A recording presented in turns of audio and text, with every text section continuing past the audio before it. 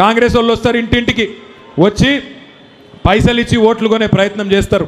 నేను మీ అందరిని ఒకటే రిక్వెస్ట్ చేస్తున్నా, ముఖ్యంగా మా ఆడబిడ్డలు అన్నదమ్ములను రిక్వెస్ట్ చేస్తున్నా, కాంగ్రెస్ వాళ్ళు వచ్చి ఇంటింటికి వచ్చి పైసలు ఇవ్వబోతారు.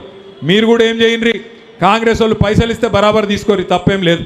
పైసలు వాళ్ళ పైసలేం కాదు, మందిని ముంచి సంపాదించిన పైసలు బరాబర్ తీసుకుంటారా లేదా?